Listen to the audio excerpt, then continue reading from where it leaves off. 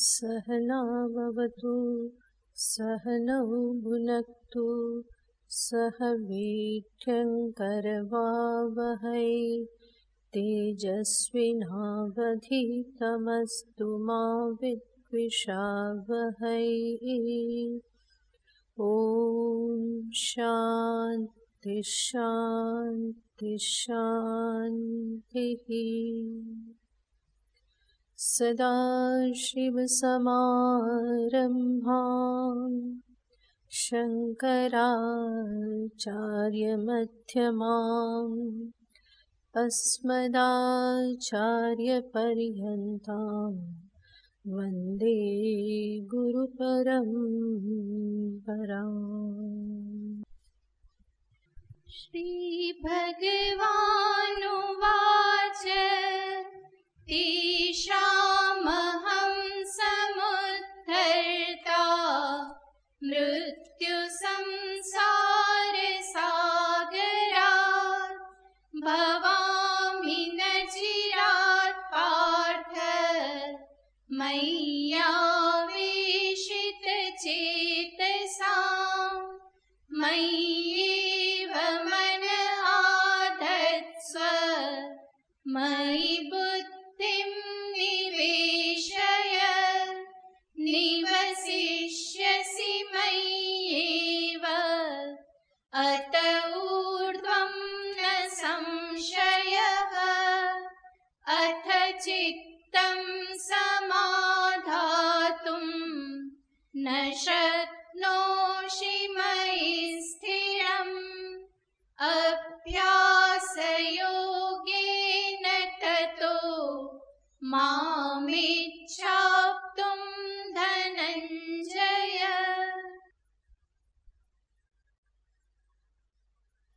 અધ્યાયના પ્રારંભમાં આપણે જોયેલું હતું કે સાધનાના જે પણ સોપાનો છે એમાં કોઈને કોઈ ક્લેશ તો રહેલો જ છે। 5 કોટી જોયેલી હતી। સર્વપ્રથમ અધિકતર ક્લેશ કે જે નિર્ગુણ બ્રહ્મની ઉપાસના સાધનામાં જ્ઞાન માર્ગમાં છે। ક્લેશોધિકતરસ્તેષામ અવ્યક્તાસક્ત ચેતસામ સ્વયં ભગવાને કહેલું છે અધિકતર ક્લેશ। ત્યાર પછી ભગવાને જે સાધન બતાવ્યું મય્યેવ મન આધત્સ્વ મયि બુદ્ધિમ નિવેશય, તો એ સાધન છે અધિક ક્લેશવાળું। મન બુદ્ધિને પ્રભુમાં લીન કરવા, તદાકાર કરવા, વિશ્વરૂપ દર્શનમાં એ ચિંતનમાં લીન કરવા, એમાં પણ અધિક ક્લેશ છે જ। ત્યાર પછીની કોટી આવે છે જે ભગવાન અભ્યાસ યોગ થકી દર્શાવે છે, એ છે સક્લેશ, યાને એમાં પણ ક્લેશ તો છે જ। અધિકતર ક્લેશ, અધિક ક્લેશ અને પછી છે સક્લેશ, ક્લેશ સહિત છે। અભ્યાસ પણ આરામથી તો થઈ શકતો નથી।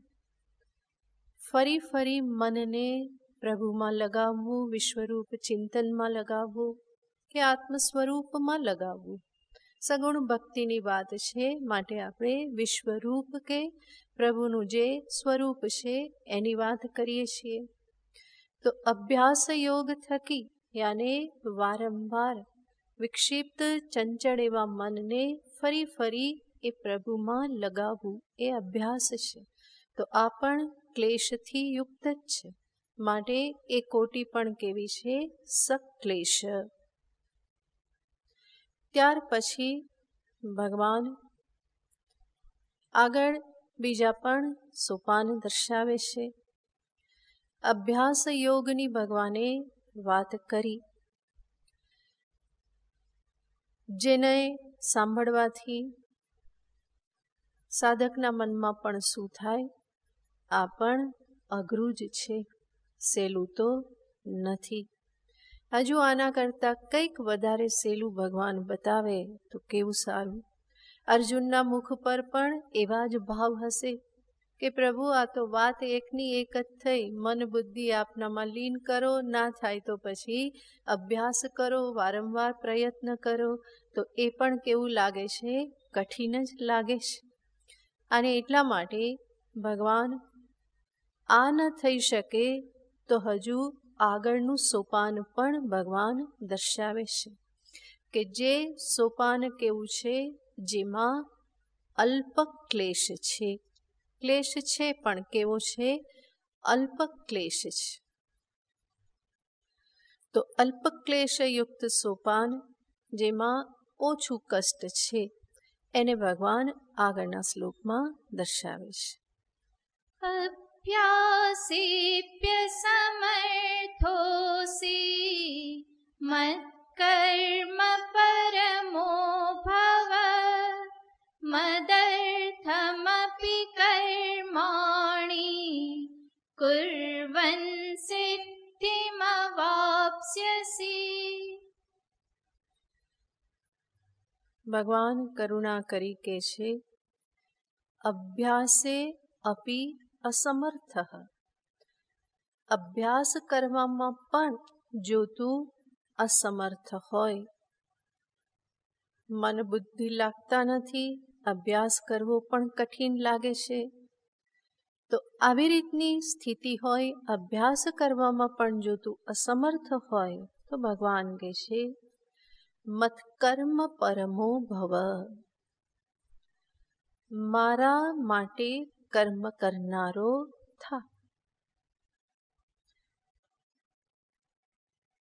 ભગવાને આગળ પણ કહેલું હતું, મત્કર્મ કૃત મત પરમઃ મદ્ભક્ત સંગવર્જિત, 11મા અધ્યાયના અંતમાં. તો ત્યાં પણ મત્કર્મકૃત કહેલું છે. એને જ ભગવાન અહીંયા એક સોપાન રૂપે દર્શાવે છે. અને ભગવાને કહ્યું, મત્કર્મ પરમો ભવ. મન બુદ્ધિને લીન કરવા એ સમાધિ અવસ્થા છે. ત્યાર પછી અભ્યાસ કે જેમાં પણ મનને ફરી ફરી પ્રભુમાં તદાકાર કરવાનું છે. ખૂબ પ્રયત્ન છે. મન બહુ સીધી રીતે લાગતું નથી. અને આપણે જોયું હતું એ પ્રમાણે મનને અભ્યાસ શું છે, શરીર ઇન્દ્રિયથી કંઈ કરવાનું ન હોય ત્યારે શું કરવાનું, સૂઈ જવાનું. તો ભગવાનનું ચિંતન અભ્યાસ આજે છે, ત્યાં શરીરથી કંઈ કરવાનું નથી. ઇન્દ્રિયોને પણ સમેટીને બેસવાનું છે, મનથી ચિંતન કરવાનું છે. પણ મનને અભ્યાસ કેવો છે, એ તો એવું જ વિચારે કે શરીર અને ઇન્દ્રિય કંઈ નથી કરતા, એટલે આપણે પણ કંઈ જ નહીં કરવાનું, આપણે પણ રજા જ રાખવાની. એ શાંત તો આપણે પણ શાંત થઈ જવાનું અને લય થઈ જવાનું, કાર્ય બંધ કરી દેવાનું. તો આ બંને આગળના સોપાન જે છે, એમાં મનની સાથેની આ મથામણ બહુ જ છે. એ આસાન નથી. પણ ભગવાન કહેશે, એ તારાથી ન થાય તો કંઈ વાંધો નહીં. તું કર્મ કરે છે, એ કર્મના સંદર્ભનો થોડો અભિગમ તું બદલી નાખ. કર્મ તું તારી કામનાઓની પૂર્તિને અર્થે, ભૌતિક ઉપલબ્ધિને અર્થે તું કરે છે, એની જગ્યાએ તું મને કેન્દ્રમાં રાખ. એક દ્રષ્ટિએ જોઈએ તો ભગવાન કર્મયોગનો ઉપદેશ આપે છે. મત્કર્મ પરમો ભવ. તું જે કંઈ પણ કર, મને ઉદ્દેશીને કર, મારી પ્રસન્નતા પ્રાપ્તિને અર્થે કર, મારી પ્રીતિને અર્થે કર.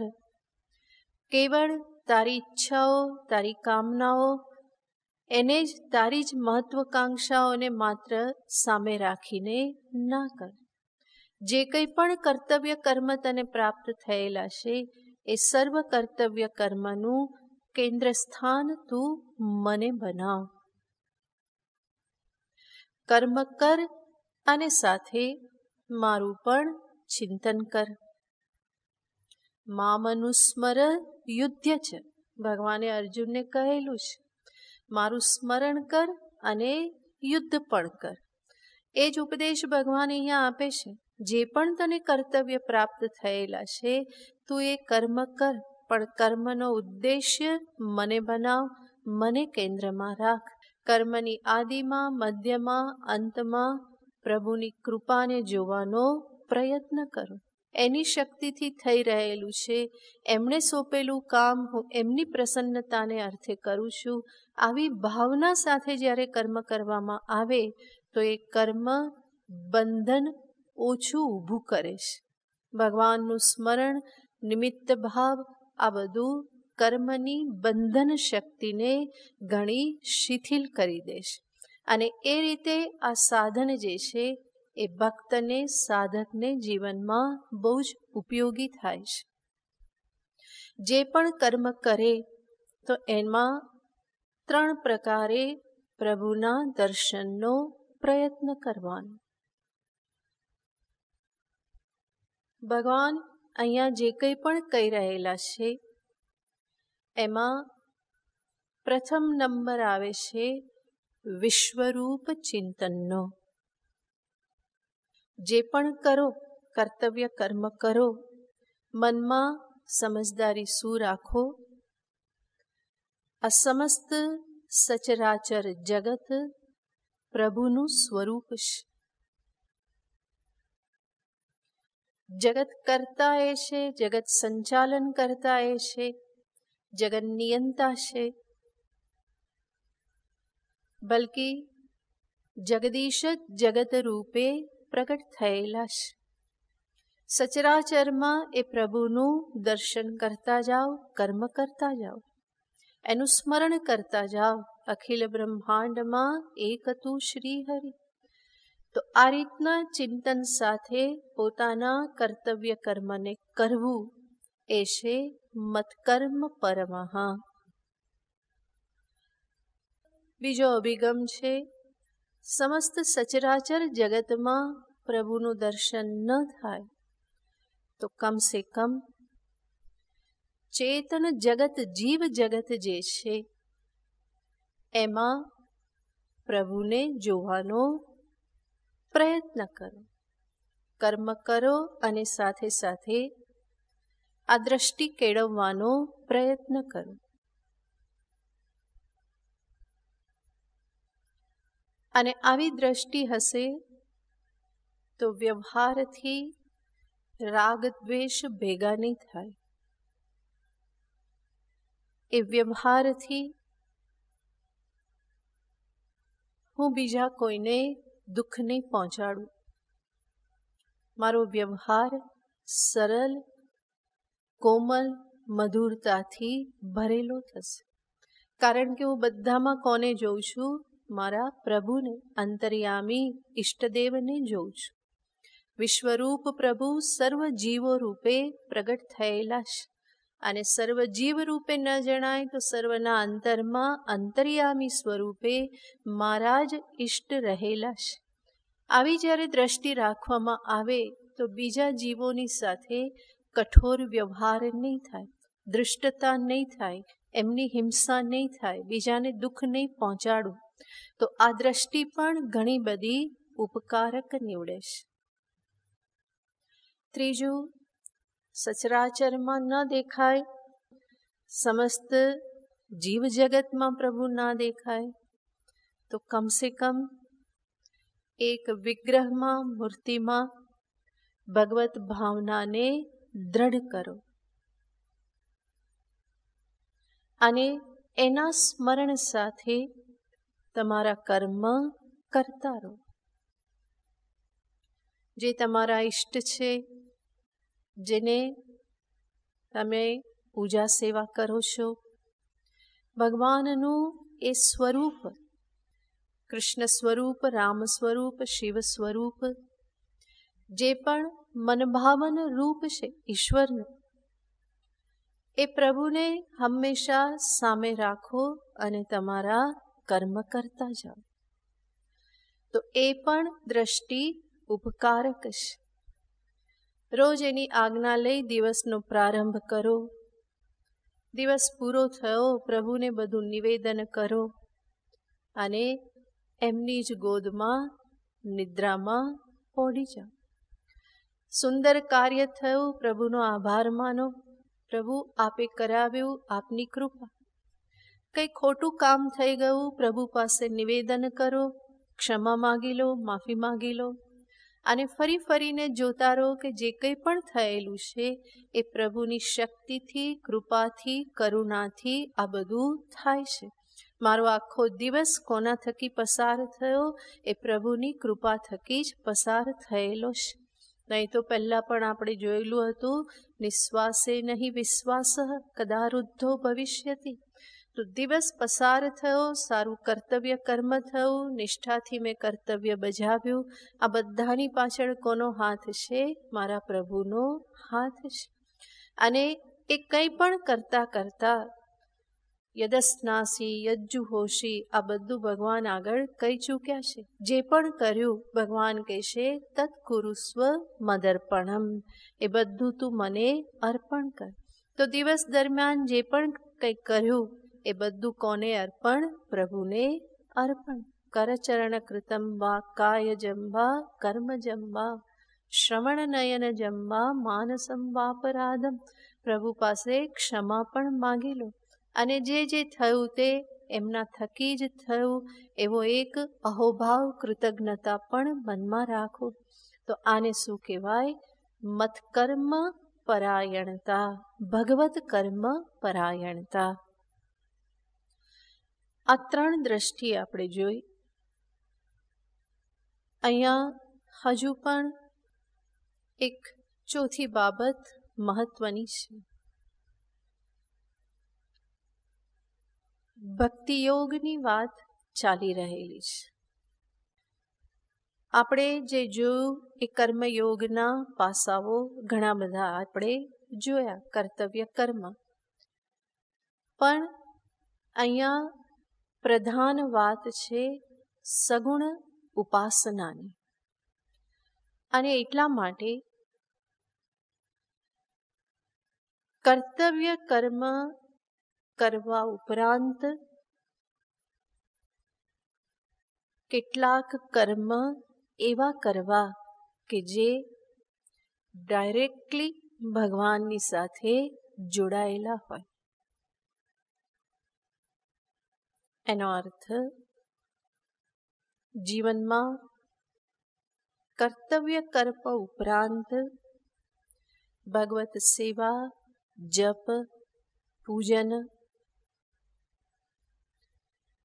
ભગવત સંબંધી વાચન, દેવદર્શન, આ બધા કર્મો કેવા છે? એકદમ ભગવત સંબંધી કર્મ છે.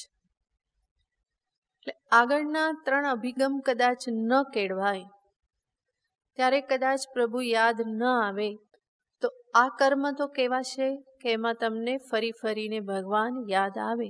પૂજા કરો તો ફરી ફરીને યાદ આવે કે હું પ્રભુની પૂજા કરું છું, પ્રભુની આરતી કરું છું. દેવ દર્શન કરવા જાઓ તો ત્યાં મંદિરમાં પ્રભુ દેખાવાના છે, પ્રભુનું સ્મરણ થવાનું છે. જપ કરો છો પ્રભુના નામના, પ્રભુના મંત્રના. તો આ સીધા ભગવત સંબંધી કાર્ય છે. એ પણ જીવનમાં હોવા જોઈએ, એને પણ જીવનમાં સ્થાન મળવું જોઈએ. કર્તવ્ય કર્મ તમે ગમે એટલું નિભાવતા હો, ઘણું બધું કર્તવ્ય તમારું હોય, છતાં પણ આના માટે સમય જરૂર કાઢવો જોઈએ. ઘણા બધા કહેતા હોય છે કે અમે તો અમારું કામ નિષ્ઠાથી કરીએ, બાકી અમારે એ જ ભગવત ભક્તિ, બીજું કંઈ મતલબ નહીં. એમના માટે બરાબર છે, એ ક્યારેક ને ક્યારેક આ રસ્તા પર આવશે. પરંતુ એક ભક્ત તરીકે, સાધક તરીકે મારે આ સમજવું જોઈએ કે આ કાર્યોનું જીવનમાં ખૂબ મહત્વ છે. અંતે તો જગત જંજાળથી મુક્ત થઈ અને વધારે આ કર્મ જીવનમાં કરવાના છે. અને એવા અનેક દ્રષ્ટાંતો શાસ્ત્રમાં છે કે જેમાં એ વ્યક્તિ ભક્ત કર્તવ્ય કર્મ કરતાની સાથે સાથે આ બધું કાર્ય પણ કરતા. ભાગવતમાં અંબરીશનું આખ્યાન છે, તમે બધાએ સાંભળ્યું. અંબરીશ પોતે રાજા હતા, આખું રાજકાર્ય સંભાળતા હતા. કોઈ નાની સૂની વાત નથી. રાજ્ય સંભાળવું એ બધું એ સંભાળતા હતા. પણ જેવો સમય મળે કે તરત જ એનો ઉપયોગ શેમાં કરતા હતા? ભગવાનની સેવા, પૂજા, સંત સમાગમ, સત્સંગ, આના માટે સમયનો ઉપયોગ કરતા હતા. એક ક્ષણ પણ વ્યર્થ નહોતા જવા દેતા. એવી રીતે પોતાના કાર્યનું એ આયોજન કરે કે કર્તવ્ય કર્મ પણ નિભાવી શકાય અને સાથે સાથે સેવા, પૂજા, સત્સંગ આ બધું પણ થઈ શકે. તો હંમેશા એમનો પ્રયત્ન એવી રીતનો રહેતો. જેટલો પણ સમય મળે એ સમય, વધારાનો સમય એ શેમાં વ્યતીત કરતા? આ ભગવત સંબંધી કાર્યમાં વ્યતીત કરતા. એવું નહીં કે ભક્ત થયા તો પછી ભગવાન જ બધું કરી દેશે ને કર્તવ્ય પણ ના નિભાવે, એવી રીતનું નહીં. આપણે ભગવાનને નોકર નથી બનાવવાના. હું ભક્ત બનું અને ભગવાનને શું બનાવી દઉં કે હવે તો ભગવાન સંભાળશે, એવી રીતે નથી. કર્તવ્ય કર્મ તો મારે પોતાએ જ નિભાવવાના છે, પણ એમાંથી પણ સમય કાઢવાનો છે. ભગવાને મનુષ્યને 24 કલાક આપ્યા છે અને એ સમય કાઢી જ શકે. કોઈના માટે અસંભવ નથી સેવા પૂજા માટે થોડો સમય કાઢવો. તો એ બધા કર્મો જે છે એ સીધા ભગવત સંબંધી હોવાથી મને પ્રભુની યાદ બહુ સરળતાથી બની રહેશે.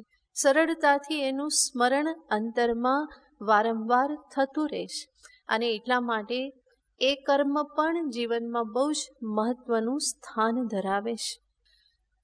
અંબરીશને માટે કહેવાય છે કે હંમેશા એવું ઈચ્છતા કે એમનું શરીર, એમની ઇન્દ્રિયો આ બધું શેમાં લાગી રહે? ભગવત કાર્યમાં લાગી રહે. રાજ્ય કાર્ય તો સંભાળતા હતા જ, પણ એ સિવાયનો બધો જ સમય એ શેમાં લગાવવાનું ઈચ્છતા હતા? હંમેશા ભગવત સંબંધી કાર્યમાં.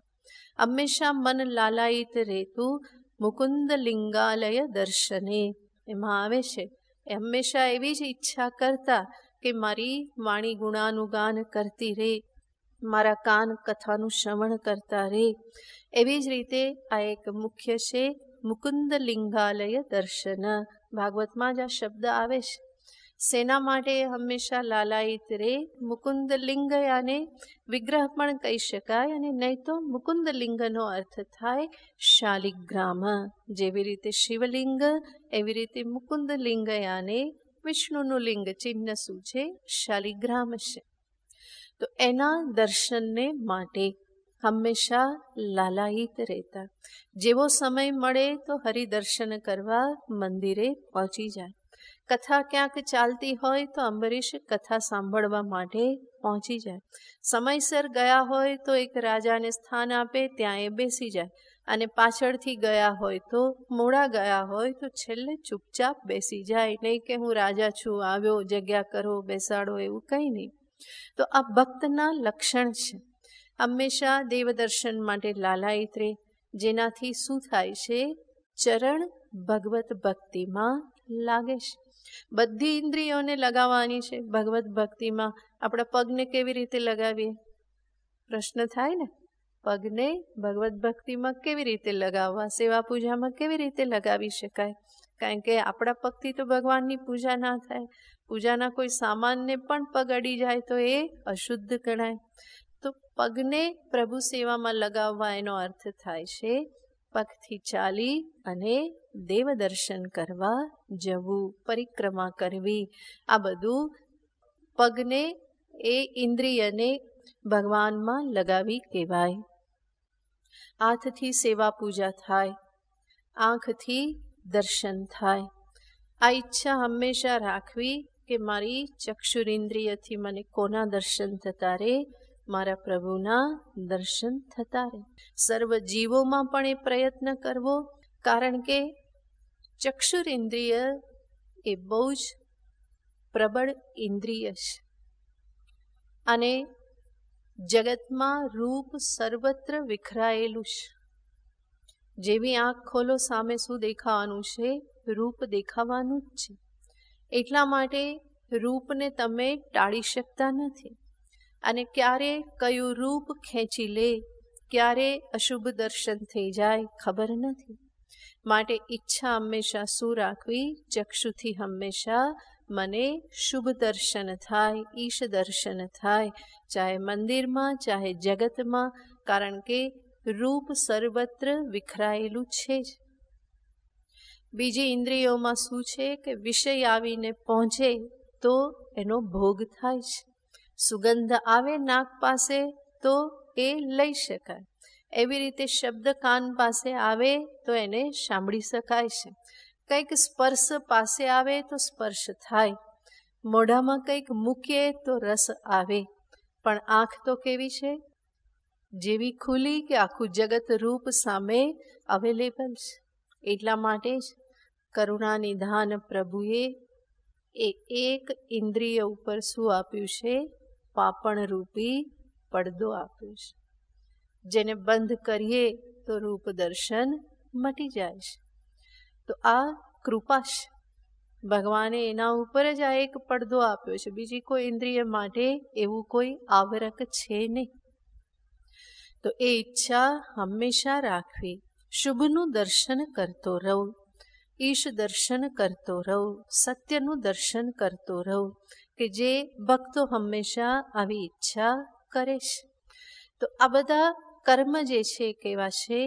ભગવત સંબંધી કર્મ છે.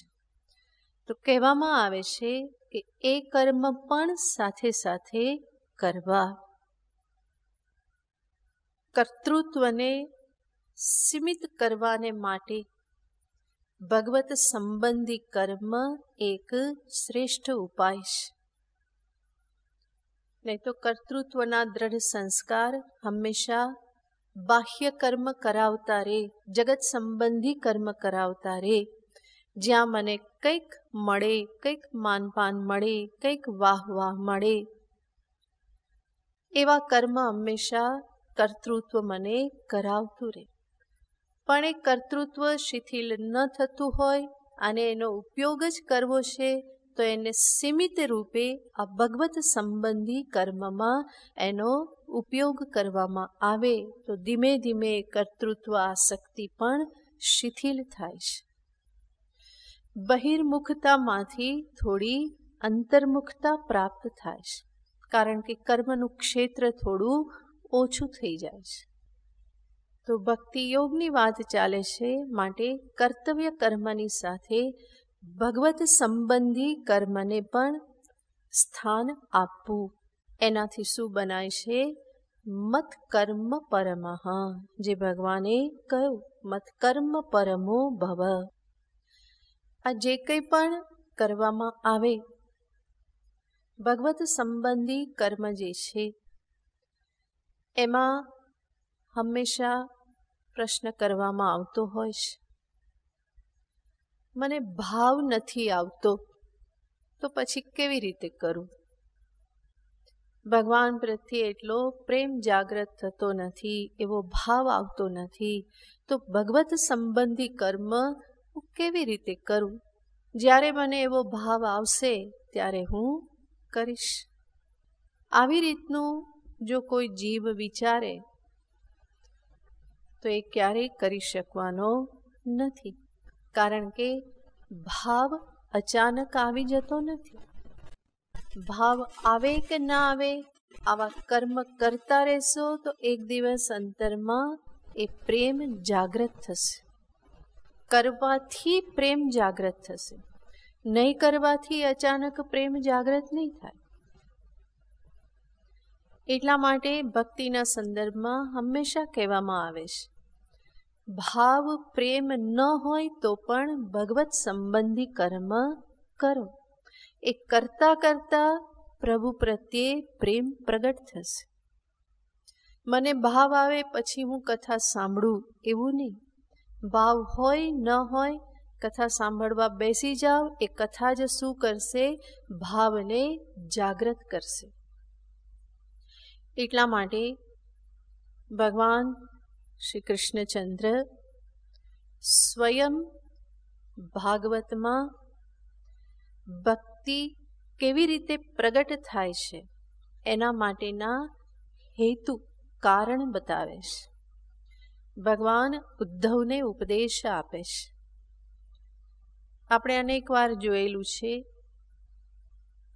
અર્જુનને ભગવાને આ ગીતાનો ઉપદેશ આપ્યો. એ સંક્ષેપમાં છે, 700 શ્લોક છે. પણ ઉદ્ધવને ભગવાને જે ઉપદેશ આપેલો છે એ ઉદ્ધવ ગીતા બહુ વિસ્તૃત છે. કારણ શું? આ ઉપદેશ ક્યાં આપવામાં આવ્યો છે? રણભૂમિમાં. શંખ રણસિંગા બધું વાગી ચૂકેલું હતું, યુદ્ધની તૈયારી હતી એકદમ. અને અર્જુનભાઈ બેસી ગયા. એમને ઊભા કરવા માટે, એમના શોકને વિષાદને દૂર કરવાને માટે. અને અંતે અર્જુને શિષ્યત્વ સ્વીકાર્યું. તો એના આધારે પણ એને ઉપદેશ આપવાને માટે ભગવાને આ ગીતાનો પ્રારંભ કર્યો. પણ સમયની એક મર્યાદા છે. રણભૂમિમાં છે, બંને બાજુ સેનાઓ ઊભેલી છે. એટલા માટે એટલો વિસ્તૃત ઉપદેશ નથી. પણ અહીંયા જેટલું સંક્ષેપમાં કહેલું છે એટલો જ વિસ્તાર ભગવાને ઉદ્ધવને ઉપદેશ આપવામાં કરેલો છે. ભક્તિ યોગનું ત્યાં બહુ જ વિસ્તૃત નિરૂપણ ભગવાને કર્યું છે. કર્મયોગ પણ છે, જ્ઞાન યોગ પણ છે. ભાગવતનો 11 અધ્યાય. ત્યાં ભગવાન ઉદ્ધવને ભક્તિ જાગૃત થવાના કારણો બતાવે છે. ભગવાન કહે છે કે ભક્તિ યોગ પુરા એવ ઉક્ત હે અનગ પ્રિયમાણાય. ત્યાં પણ ભગવાન અર્જુનને પણ અનઘ કહે છે, ઉદ્ધવને પણ અનઘ કહે છે. અનઘ યાને નિષ્પાપ. હે નિષ્પાપ ઉદ્ધવ, મેં તને ભક્તિ યોગનો પહેલા જ ઉપદેશ આપ્યો છે. પણ ભગવાન કહે છે પુનશ્ચ કથયિષ્યામિ, ફરી હું તને કહીશ. શું કહેશે? મદ્ભક્તેહે કારણમ પરમ. મારી ભક્તિ માટેના જે પરમ કારણો જે છે, જે હેતુ છે, જેના થકી અંતરમાં મારી ભક્તિ પ્રગટ થાય છે, એ કારણ હું તને પુનશ્ચ કથયિષ્યામિ, ફરી હું તને કહીશ. અને ભક્તિ પ્રગટ થવાના સર્વપ્રથમ કારણ રૂપે ભગવાન કહે છે શ્રદ્ધામૃત કથાયામ મેં અમૃત કથાયામ શ્રદ્ધા. મારી કથામાં શ્રદ્ધા. શ્રદ્ધાપૂર્વક મારી કથાનું શ્રવણ. ભગવાન કૃષ્ણ છે ને, એટલે કોઈ સંકોચ નહીં. વારંવાર કે મારી કથા સાંભળો, મારી કથા સાંભળો, મારી કથા સાંભળો. કૃષ્ણ શું કે તારી કથા મેં બહુ સાંભળી, અને એક જન્મોથી તારી કહાની હું સાંભળતો જ આવ્યો છું. એકને એક જ બહુ સાંભળ્યું. હવે તું મારી કથા સાંભળ. તો ભગવાન કહે છે મત કથા.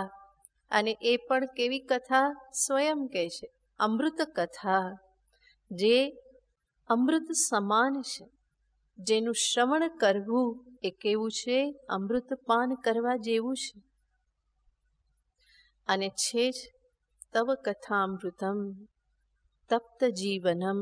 ગોપીઓ કહે છે કે આપની કથા કેવી છે? અમૃત રૂપ છે. તવ કથામૃતમ, આપની કથા રૂપી અમૃત તપ્ત જીવનમ, અમારા જેવા વિરહીઓને માટે કેવી છે? કે જીવન પ્રદાન કરનાર છે. અમૃત શું કરે? જીવન પ્રદાન કરે. તો ભગવાન સ્વયં પોતાની કથાને શું કહે છે? અમૃત કથા કહે છે. તો શ્રદ્ધાપૂર્વક મારી કથાનું શ્રવણ. અને શ્રદ્ધા ન હોય તો પણ શું કરવું? કથાનું શ્રવણ કરવું. કથા શ્રવણ કરતાં કરતાં પણ શું બની જાય? શ્રદ્ધા જાગી જાય. અને પછી ફરી કથાનું શ્રવણ કેવી રીતે થાય? શ્રદ્ધાપૂર્વક થાય. જરૂર નિયમ તો નથી કે એક જ વખત સાંભળવી. કથા તો જેટલી વખત સાંભળવા મળે એટલી વાર સાંભળવાની જ હોય. તો પહેલાં શ્રદ્ધા વગર પણ સાંભળો. સાંભળવાથી શું થઈ જશે? અંતરમાં શ્રદ્ધા બેસી જશે. બીજી વખત શ્રદ્ધાપૂર્વક અમૃત કથાનું શ્રવણ થશે. તો એના થકી શું થાય છે? અંતરમાં ભક્તિ ભાવ પ્રગટ થાય છે. બીજું સાધન ભગવાન દર્શાવે છે, શશ્વત મદનું કીર્તનમ. નિરંતર મારું કીર્તન કરવું. શ્રવણ કરવું અને કીર્તન કરવું. કીર્તન યાને કથન કરવું, ગાન કરવું. તો શ્રવણ કરવા મળે ત્યારે સાંભળો. કોઈ સાંભળનાર મળે તો એને સંભળાવો. કથન કરો, આવું સાંભળ્યું, આવી રીતની ભગવાનની આ લીલા છે, આજે આવી લીલા સાંભળી, આજે આવું વાંચ્યું, ભગવાન આ પ્રમાણેના એમના ગુણોની વાત કરો. તો કોઈકને કો કથન અથવા કીર્તન શબ્દનો અર્થ થાય હરિનામ સંકીર્તન. પ્રભુના નામનું ગુણોનું કીર્તન કરવું, ગાન કરવું. તો ભગવાન કહે છે શશ્વત મદનું કીર્તનમ. શશ્વત હંમેશા, નિરંતર. ભગવાન આ શબ્દ તો ક્યારેય છોડતા નથી. સદા કરો, નિરંતર કરો, નિત્ય કરો, આ હંમેશા લગાવી જ દેશ. અહીંયા પણ કહે છે શશ્વત, નિરંતર મારું નામ સ્મરણ કીર્તન કરો. એનાથી પણ અંતર શુદ્ધ થાય છે અને શુદ્ધ અંતઃકરણમાં ભાવ જાગૃત થશે, ભક્તિ જાગૃત થશે. ત્રીજું સાધન ભગવાન બતાવે છે, પરિનિષ્ઠા ચ પૂજાયામ. પૂજામાં નિષ્ઠા.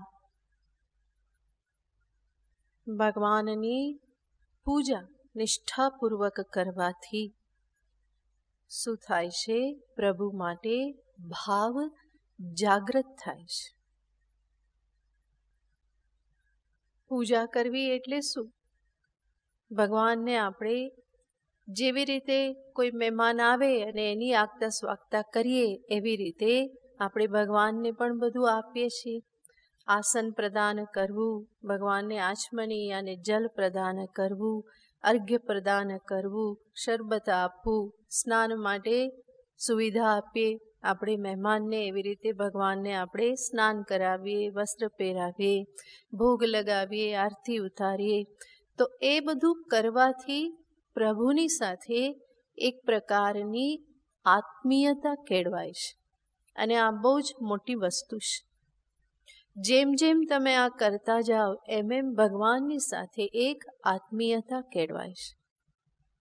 કૃપાનિધિની પૂજા કરનારા બધાને ખબર છે કૃપાનિધિ કેટલા પોતાના લાગે. પહેલાં આવા લાગતા હતા. પૂજા શરૂ કરી નિરંતર કરતા રહો તો ભગવાનની સાથે એક આત્મીયતા કેળવાઈ જાય છે. તો આવી પૂજામાં પરિનિષ્ઠા, એમાં નિષ્ઠાપૂર્વક પ્રવૃત્ત થવું કે ભગવાનની પૂજા, એના માટે કેટલો બધો ઉત્સાહ. આગલી રાતથી ઉત્સાહ હોય કે સવારે પ્રભુની પૂજા કરવાની છે, તૈયારી કરવાની છે. અને એ 2 કલાક કેવા જાય? કૃપાનિધિમય એ 2 કલાક જાય. બીજું કંઈ યાદ આવે છે? આ કરવાનું, આ કરવાનું, પછી આ કરવાનું, આ કરવાનું. 6:45 થઈ ગયા હે. તો એ કલાક કેવા વ્યતીત થાય છે? નિરંતર પ્રભુ સ્મરણમાં વ્યતીત થાય છે. અને આવી રીતનું પ્રભુ સ્મરણ અંતરને જરૂર શુદ્ધ કરે જ છે.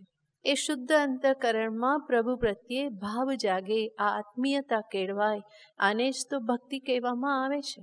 તો ભગવાને કહ્યું આ પણ સાધન છે, કારણ છે. અંતરમાં ભક્તિભાવ જાગવા માટે, વૃદ્ધિ થવા માટે, એ દ્રઢ થવા માટે આગળ સાધન બતાવે છે, સ્તુતિભિ સ્તવનમ મમ. સ્તુતિઓ દ્વારા મારું સ્તવન કરવું, યાને જે સ્તુતિ આપણે ગાઈએ છીએ, સ્તોત્ર પાઠ કરીએ, જરૂરી નહીં કે સંસ્કૃતમાં જ હોવી જોઈએ, પણ આપણી ભાષામાં ગુજરાતી, હિન્દી, સંસ્કૃત કોઈ પણ ભગવાનનું સ્તવન કરવું, સ્તુતિ કરવી, એને પણ ભગવાન એક સાધન કહેશે. એટલા માટે સ્તોત્ર પઠન, પાઠ, પારાયણ આ બધાનું બહુ મહત્વ દર્શાવવામાં આવે છે. નિયમપૂર્વક એ પારાયણ કરવામાં આવે તો એ પણ ભગવાનની સાથે એક સંબંધ જોડી દેશે. ભાગવત પારાયણ, રામાયણનું પારાયણ, સ્તોત્રનું પારાયણ, આ બધા પારાયણથી પ્રભુની સાથે રહેવાની એક આદત પડે છે. તો સ્તુતિભિઃ સ્તવનમ મમ. એટલા માટે જ હું અનેક વખત કહું છું કે કેટલાક સ્તોત્ર આપણને મોઢે હોવા જોઈએ, યાદ હોવા જોઈએ, કે આપણે શાંતિથી બેસીને એ સ્તોત્ર પાઠ કરી શકીએ. ખાલી સમયમાં બેઠા હોય તો પણ એ સ્તોત્ર આપણા મનમાં આવ્યા કરે. સવારે ઉઠતાની સાથે બીજા કોઈ વિચારો, બીજું કંઈ મનમાં આવે એના કરતાં શું કરવાનું? સ્તોત્ર ગાન કરવાનું. ઈષ્ટદેવના 2-4 સ્તોત્ર મને મોઢે હોવા જોઈએ. નિર્ગુણ ઉપાસક હોય તો વેદાંતના સ્તોત્ર હોય. તો આવા કેટલાક સ્તોત્ર યાદ હોય તો મારા દિવસનો પ્રારંભ શેનાથી થાય?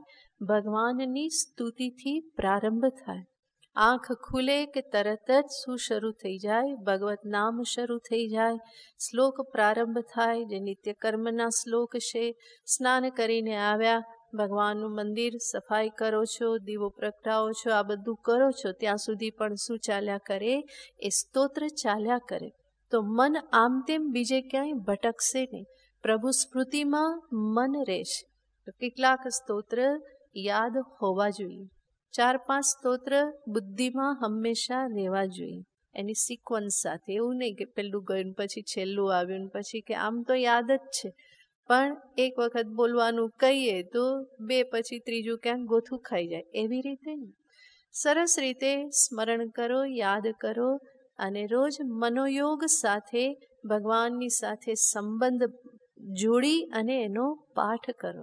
એના અર્થને, ભાષાંતરને એક વખત વાંચી લો, તમને ખ્યાલ આવે કે આ સ્તોત્રમાં શું કહેવામાં આવેલું છે.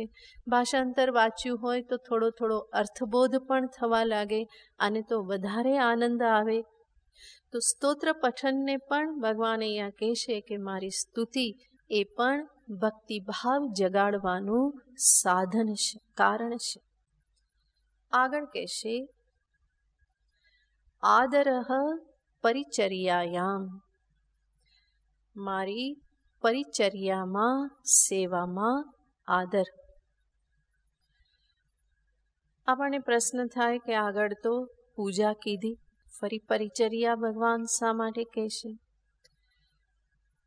પૂજા યાને એક કર્મ વિધિ છે. ષોડશોપચાર પૂજા, પંચોપચાર પૂજા એ પૂજા છે. પણ એ સિવાય પણ જે પણ ભગવત સંબંધી કાર્ય, એ પૂજાની તૈયારી, ફૂલ ચૂંટવા કે ભગવાનના મંદિરમાં સફાઈ કરવી, ઝાડુ પોછા આ ભગવાનના મંદિરમાં કરવા, આ બધાને કહેવામાં આવે છે પરિચર્યા. ભગવાનના વસ્ત્રને ધોવા, મંદિરમાં ઉપયોગમાં આવતા વસ્ત્રને ધોવા, ફરી એને વાળીને મૂકવા, આ બધું શું કહેવાય? પરિચર્યા કહેવાય. તો ભગવત સંબંધી, મંદિર સંબંધી આ બધા જે કાર્યો જે છે એને કહેવાય પરિચર્યા. એટલા માટે આ બધી સેવાનું પણ બહુ જ મહત્વ છે. જરૂરી નહીં કે માત્ર ઘંટડી વગાડીને પૂજા કરીએ એ જ ભગવાનની પૂજા કે સેવા માત્ર છે. એ સિવાય આ સફાઈ કર્મ એ પણ શું છે? એ પણ ભગવાનની પરિચર્યા છે. એમાં આદર, ભગવાન કહેશે એમાં પણ એક આદર ભાવ હોય, સન્માન ભાવ હોય કે હું પ્રભુનું આ કાર્ય કરું છું. આરતી થાય ત્યારે ઘંટ વગાડવો એ પણ શું છે? પરિચર્યા છે. અમારા રાજેશભાઈ હંમેશા તૈયાર, સવાર સાંજ એટલી નિયમિતતાથી આરતીમાં આવે. આવી જ જાય સમય થાય એટલે. તો હંમેશા ઘંટ વગાડે. ઘંટ વગાડો એ પણ પરિચર્યા. કિરીટભાઈ વગાડે, સંગીતાબેન વગાડે તો શંખ ને ઘંટ ને બધું સાથે વગાડી દે. એને થાય કે ભગવાનને બધું સંભળાવવું જોઈએ. આ ઘંટ પણ વાગવો જોઈએ, શંખ પણ વાગવો જોઈએ, ત્રીજું શું વાગવું જોઈએ? ડમરું પણ વાગવું જોઈએ. તો વારાફરતી બધું વગાડતા રહે. આને શું કહેવાય? ભગવાનની પરિચર્યા કહેવાય. અને આ પરિચર્યામાં આદર. ત્યારે એવું ન લાગે કે આ મારે કરવું પડે છે, પણ એ કરવામાં શું હોય? આનંદ હોય. ઘંટ વગાડવાનું પણ એક સદભાગ્ય કહેવામાં આવે છે. ભાગ્ય હોય તો એ વગાડવા મળે. એવું નહીં કે હવે કોઈ વગાડશે, નહીં હોય તો પછી આપણે વગાડીશું. તો એ પરિચર્યામાં આદર ના કહેવાય. ભગવાન એને પણ અહીંયા ભક્તિભાવનો હેતુ બતાવે છે. ભગવાન કેટલા બધા ઉદાર છે. કોઈ પણ હિસાબે જીવને કલ્યાણના માર્ગે પ્રવૃત્ત કરવા માગે છે. તો આદરઃ પરિચર્યાયામ. આગળ કહેશે સર્વાંગૈહિ રભિવંદનમ. ભગવાનને વંદન કરવા. સર્વાંગૈહિ યાને સર્વ પ્રકારે. દંડવત પ્રણામ તો છે જ સર્વાંગૈહિ, પણ એનો અર્થ નહીં કે હંમેશા દંડવત કરતા રહે, દંડવત કરતા રહે. પણ અર્થ છે કે હંમેશા પ્રભુની સાથે સામે નિરાભિમાની થઈને રે. અહંકારને હંમેશા એક બાજુ રાખે, એને ઉઠવા ના દે. શરીર, વાણી, મન સર્વથી પ્રભુને વંદન કરે. અને ભાગવતમાં અન્યત્ર ભગવાન કહે જ છે, સર્વભૂતોને મનથી વંદન કરે. કેવી રીતે? એ બધા મારા જ સ્વરૂપો છે એવી રીતે સમજીને. તો એ છે અભિવંદનમ. હજુ એક બહુ જ મહત્વનું કારણ ભગવાન દર્શાવે છે. મદ્ભક્ત પૂજાપ્યધિકાર. મારી પૂજા તો ભગવાન કે જ છે, પણ કે છે મારા ભક્તોનું પૂજન. મારા ભક્તોને આદર આપવો, સન્માન આપવો, એની પણ પૂજા કરવી. ભગવાનને એમના ભક્તોને કોઈ માન આપે તો એને બહુ વાલો લાગે છે. ભગવાનને માન આપે અને એના ભક્તનું અપમાન કરે તો એ ભગવાનને ગમતું નથી. ભગવાનને ગમે છે કે જે મારા ભક્તને પણ માન આપે, સન્માન આપે, એની પૂજા કરે, એનો સંગ કરે. એટલા માટે ભક્તિ શાસ્ત્રમાં, ભક્તિ માર્ગમાં હંમેશા ભક્ત એકબીજા ભક્તને મળે તો એને ભગવાન મળ્યા જેવો આનંદ થાય છે.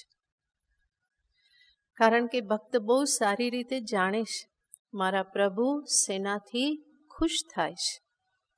તો એક ભક્ત મળે તો એને થાય કે જાણે ભગવાન જ મને મળ્યા. અને ભક્તની સેવા, પૂજા, આ બધું એને ખબર છે કે કેટલું મહત્વનું છે. ભગવાનને એ કાર્ય કેટલું બધું પ્રિય છે. અને ભક્તનું લક્ષ્ય તો એ જ હોય છે, ભગવાનને જે પ્રિય હોય તત્ સુખે સુખિત્વમ. તો ભગવાન સ્વયં અહીંયા એને કહે છે કે મારા ભક્તની સેવા પૂજા, એનું સાનિધ્ય. કારણ કે અહીંયા એક રહસ્ય એ છે કે ભક્તિ ભક્ત પાસે છે. એટલા માટે ભક્તનું સાનિધ્ય, સમાગમ મને ભક્તિ શીખવાડે છે. કેવી રીતે ભક્ત ભગવાનની સાથે નાતો જોડે, કેવી રીતે આત્મીયતાથી સેવા પૂજા કરે, કેવી રીતે એમનામાં શ્રદ્ધા રાખે છે, હરી ઈચ્છાને કેવી રીતે સર્વસ્વ માને છે. તો આ બધું એક ભક્તના જીવનમાંથી શીખવા મળે. કેવી રીતે ભક્તિ કરવી એ ક્યાંથી શીખવા મળે? ભક્ત પાસેથી જ શીખવા મળે. ભગવાન પણ 11મા આ એકાદશ સ્કંદમાં વિસ્તારથી શીખવાડે છે કેવી રીતે ભક્તિ કરવી, પૂજા કરવી. કારણ કે અહીંયા ભગવાન કંઈ બાકી રાખવા નથી માગતા. ભગવાન આ છેલ્લું કાર્ય કરી રહેલા છે, ઉદ્ધવને ઉપદેશનું. પછી તો ભગવાન પ્રયાણ કરવાના છે, લીલા સંવરણ કરી લેવાના છે. એટલા માટે કોઈ ઉતાવળ નથી. ઉદ્ધવને બહુ શાંતિથી આ બધો ઉપદેશ આપે છે. તો ત્યાં એમણે દર્શાવેલું છે. પણ એ બધું વાંચવા કોણ હંમેશા જાય છે? શીખવા તો ક્યાંથી મળી જાય છે? ભક્ત પાસેથી એ શીખવા મળી જાય છે. ભક્તનો અંતરનો ભાવ ભગવાન સાથે કેવો જોડાયેલો છે, કેવી કોમળતાથી, કેવા સ્નેહથી એ ભગવાનની સેવા પૂજા કરે છે, કેટલી અનન્ય શ્રદ્ધા ધરાવે છે. આ બધું ભક્ત પાસેથી, એની પાસે રહીએ, બેસીએ, સત્સંગ કરીએ તો બધું જાણવા મળે. એટલા માટે ભગવાન કહે છે, મારા ભક્તની સેવા પૂજા, એનાથી પણ શું પ્રાપ્ત થાય? ભક્તિ પ્રાપ્ત થાય. છેલ્લે ફરી ભગવાન જ્યાંથી શરૂ કરે ત્યાં ફરી આવી જાય છે. સર્વભૂતેષુ મન્મતિઃ, સર્વભૂતોમાં મને જોવું, ભગવત બુદ્ધિ કરવી. વિશ્વરૂપ ભગવાન ફરી ફરીને એ દર્શાવે છે. કારણ કે ભગવાન ભક્તને સંકુચિત રાખવા માગતા નથી. એના ભગવત ભાવને એ વિસ્તૃત રૂપે જોવા માગે છે.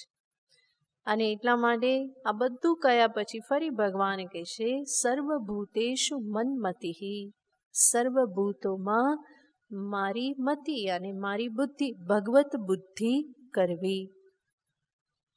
એક સાથે સર્વમાં ન થાય તો થોડા થોડાથી પણ પ્રારંભ કરવો. મારી આજુબાજુ જે છે કમસે કમ એમાં ઈશ દર્શન કરવાનો પ્રારંભ કરવો. તો આ બધા કારણો છે. સેના માટેના?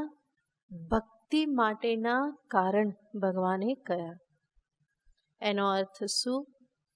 આના થકી અંતરમાં ભક્તિ આવે. માટે એવું નથી વિચારવાનું કે મને ભગવાનની ભક્તિ ભાવ અંતરમાં આવે પછી આ બધું કરું, એ ઉલટી ગંગા છે. એવી રીતે વિચારવાનું નથી. પણ આ કરતા કરતા જ ભાવ વધે. એટલા માટે મત્કર્મ પરમઃ ભગવાન જે કહેશે એ ભગવત સંબંધી કાર્ય પણ કરતા રહેવું, તત્પરાયણ બનવું. એના માટે જીવનમાં વધારે ને વધારે સમય કાઢતા જવું. તો ભગવાને આ ત્રીજું સોપાન દર્શાવ્યું, ભગવત સંબંધી કાર્ય, મત્કર્મ પરમઃ, જેમાં બંને પાસા લઈ લેવાના. કર્તવ્ય કર્મ પણ પ્રભુને સામે રાખીને કરવું, અને એ કરતી વખતે આ 3 દ્રષ્ટિ રાખવી. વિશ્વરૂપ દ્રષ્ટિ, વિશ્વરૂપમાં સચરાચર જળ ચેતન સંપૂર્ણ જગત આવી જાય. બીજું, જળમાં ન જણાય તો કમસે કમ ચેતન જીવોમાં ઈશ દર્શન કરતા કરતા કર્તવ્ય કર્મ કરવું. એ પણ ન ફાવે તો ત્રીજું, પોતાના ઈષ્ટદેવનું સ્મરણ કરતા કરતા, એક રૂપ જે પ્રભુ જે છે એનું સ્મરણ કરતા કરતા પણ કર્તવ્ય કર્મ કરવું. અને ચોથી મહત્વની બાબત, કર્તવ્ય કર્મની સાથે સાથે ભગવત સંબંધી કર્મ પણ કરવા. એ પણ એટલું જ મહત્વનું છે.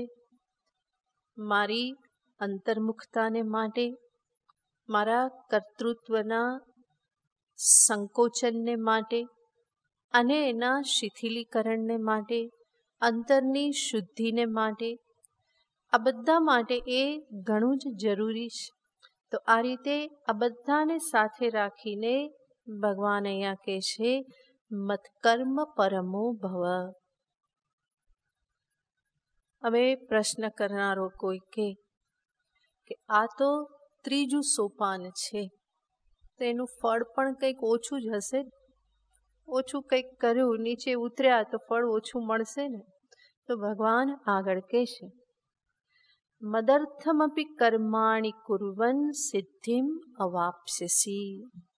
હે અર્જુન, આ રીતે મારા અર્થે કર્મ કરવાથી પણ તું સિદ્ધિને પ્રાપ્ત કરીશ. સિદ્ધિ આને અંતઃકરણ શુદ્ધિ, એકાગ્રતા રૂપી સિદ્ધિ, અથવા તો ભગવાન જે અહીંયા જે પણ સોપાન દર્શાવી રહેલા છે એમાં પ્રત્યેક સોપાન ઉત્તરોત્તર સોપાન માટેની ભૂમિકા બનાવનાર છે. મદર્થમ કર્મ જે આપણે જોયું એ રીતે જો કોઈ ભક્ત સાધક કરતો રહે તો પછી એ ધીમે ધીમે અંતર્મુખ થઈ અને અભ્યાસ યોગ કરવાને માટે સમર્થ બની જાય છે. અભ્યાસ યોગ જે કરતો રહે એના પરિણામે મન બુદ્ધિને ભગવાનમાં સ્થિર કરવા, એ સમાધિ દશાને પ્રાપ્ત કરવાને માટે સમર્થ બની જાય છે.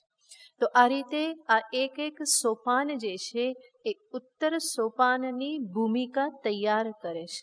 તો એવી રીતે મદર્થ કર્મ જે છે એ કરતાં કરતાં હું અભ્યાસ માટે સમર્થ બની જાઉં અને અભ્યાસ કરતાં કરતાં અંતે મન બુદ્ધિને હું ભગવાનમાં લીન કરી શકું. મય્યેવ મન આદત્સ્વ મયી બુદ્ધિ નિવેશય, ત્યાં સુધી હું પહોંચી શકું છું.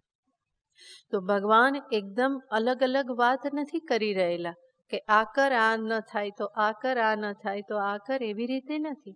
પણ એ સોપાન કેવા છે? સંબંધિત છે. નીચેનું એક સોપાન બતાવે, ત્યારથી પ્રારંભ કર, તું એક પગથિયું ઉપર ચડીશ, ફરી ત્યાં કર, ફરી એનાથી એક પગથિયું તું ઉપર ચડીશ. તો આ લિંક છે આખી. એટલા માટે ભગવાન કહે છે કે મદર્થ કર્મ કરીને પણ તું અંતે આગળ વધીશ અને પરમ સિદ્ધિને પ્રાપ્ત કરીશ. આ રીતે ભગવાને કહ્યું. હજુ પણ અર્જુનના મુખ ઉપર પ્રસન્નતા દેખાતી નથી. એવું લાગતું નથી કે હા હવે મળી ગયું, આ તો આપણાથી થશે, એવું હજુ અર્જુનના મુખ પર દેખાતું નથી. એટલા માટે ભગવાન કહેશે કે અર્જુન, અથ એતદ અપી કર્તુમ અશક્તોસી. અર્જુન, આ પણ હજુ તારાથી ન થાય તો હજુ એક ઉપાય છે, ચોથો ઉપાય. મૂંઝાવાની જરૂર નથી. હજુ એક ઉપાય હું તને બતાવીશ, એમાં પણ તું પ્રવૃત્ત થઈ શકે અને એનાથી ફરી આગળની ભૂમિકા એમ કરતાં કરતાં તું ઉપર સુધી પહોંચી જઈશ, જેને આપણે પછી જોઈશું.